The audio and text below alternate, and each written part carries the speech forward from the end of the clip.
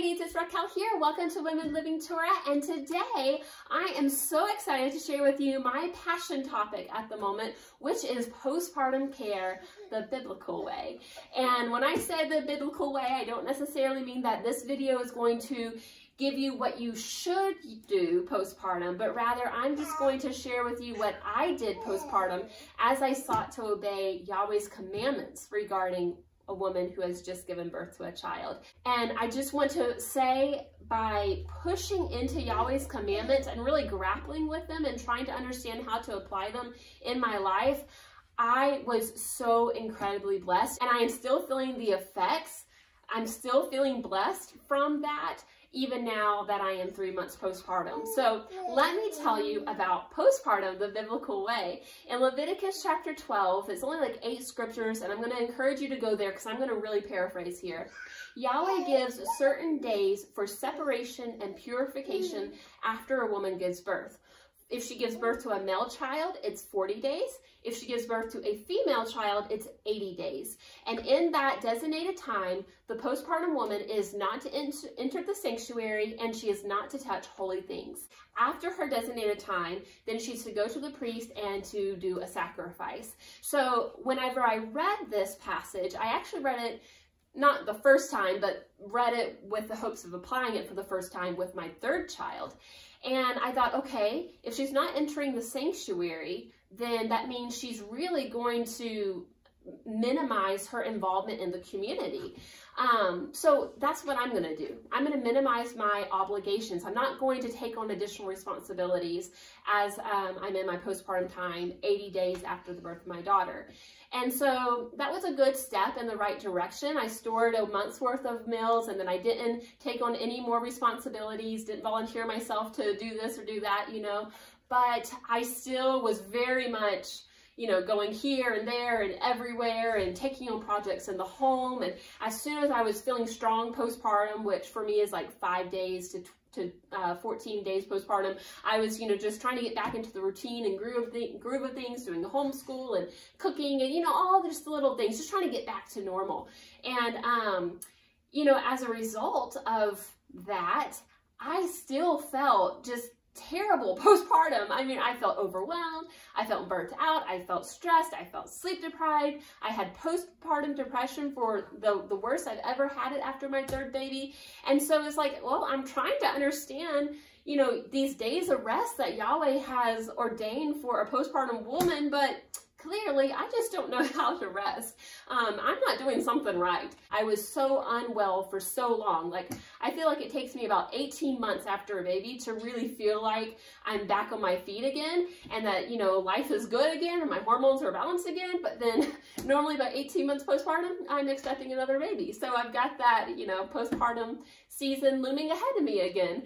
So then when I was expecting Judah, my 4th baby, I thought, you know what, I've got to do something different. I've got to try again with Yahweh's instructions in Leviticus 12. And so I was looking at that passage again and just meditating on it and praying, kind of praying it, if you will, like, Yahweh, what does this mean as I'm reading it? How should I be applying this in my life? And I don't mean should, like there is a way that it should be done, meaning you have to do it this way, but like, how can I apply this in my life? And that thought of she's not to go into the sanctuary just kept striking me. And I was thinking, okay, where did she go when it was Shabbat? In that time, she went to the sanctuary. Where did she go when it was Yom Teruah? In that time, they went to the sanctuary. What did they do for Yom HaKippurim or for Sukkot, which my baby was born right as those appointed times were happening? She went to the sanctuary. But if she's postpartum, she's not. She's not going to Shabbats weekly. She's not going to the sanctuary for the appointed times and whatnot. So I decided, you know what? Not only am I not going to take on additional obligations, I'm going to say no to literally everything for this 40 days. And I'm just going to stay at home with my baby. I'll still go out for my midwife postpartum appointments.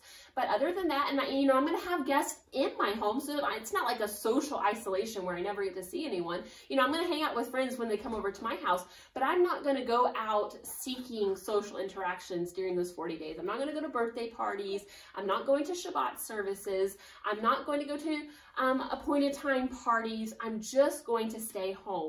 And I'm not going to try to get into the routine of things as quickly as possible. I'm not going to try to get back into homeschool. I'm not going to take on different homesteading and homemaking projects right now. Like, yeah, we need to get a ram and I need to check on my ewes and see what their body score is and, you know, all this type of stuff. But I'm not going to do that right now. I'm just going to be home.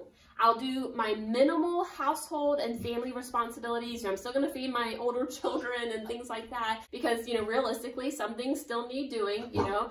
Can't drop everything, but I'm going to do as minimal as I can, and I'm not going to try to get back into the routine and groove of things at 2 weeks postpartum. I'm just going to sit still for a change and hold my baby and just see what happens.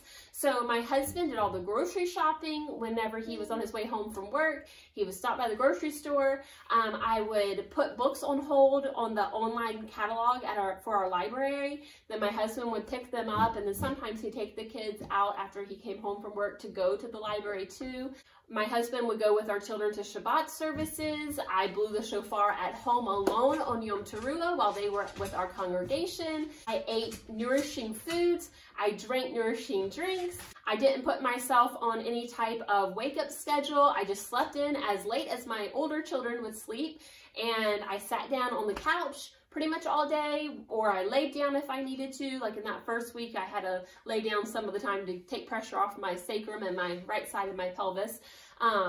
But, you know, I'm laying down or I'm sitting down all day, and then when I am up, I'm moving slowly. I'm just kind of puttering around here and there, whatever. And I tried to just free my mind of any to-dos. I stayed off of YouTube, which is my social media rabbit hole, and I was not willing to listen to conflict or drama or anything like that in my 40 days. I was really trying to give myself this holistic sense of rest. And you know what happened? It was so ironic. In my previous postpartums, I would feel strong, so I would start to do more, and then I would feel so weak. I feel so overwhelmed, so irritable, so unwell, postpartum depression, all that type of stuff. But then this postpartum, I'm embracing my weaknesses as a postpartum woman, and I'm embracing my vulnerabilities and my need to heal and my need to rest. And as a result, I feel really strong, and that has lasted. I am just so excited about this. That has lasted. I feel really strong postpartum. I have not felt overwhelmed. I've not felt like I've had my head just above water or that I'm struggling. Didn't have postpartum depression this time around. I mean, like, it's night and day. It's not even a difference of, you know, that initial period of postpartum. But like I said, it was like 18 months postpartum. I was still feeling like I'm trying to get my life in order. This time around, it was like that postpartum period of just staying home and resting was allowing me to gracefully and slowly and gradually transition into my new life, which is my life with 4 children instead of 3. And so because I gave myself that time to transition, it has been such a smooth transition. Like, I have not felt overwhelmed once. I haven't felt stressed out once. I feel like things are just going really great. Really peaceful, really smooth. It's mind-blowing, really. And it was so interesting because I didn't even really know whenever I was keeping the postpartum the way that I was, you know, just staying home, and I didn't even know if that's what I should be doing. I was really just kind of winging it and figuring it out. You know, friends were saying, are you going to come to Shabbat this week or not? And I was like, you know, I really don't know yet. Initially, at the very beginning, I was like, I really don't know yet, because I was kind of just taking it one step at a time, just trying to figure this out, you know. And then I would, let's say, you know, like, okay, you know what, I'm feeling really strong. I think I will go to Torah service this week. And then Judah would like be awake in the middle of the night, the very next night, just, you know, kicking and eyes shining and so happy. And I'm just like, well, I guess I'm not going to Torah service. I'm going to take the time to rest, you know. Or I would think, you know, maybe I will make an exception to go to this or go to that. You know, I'm feeling really good.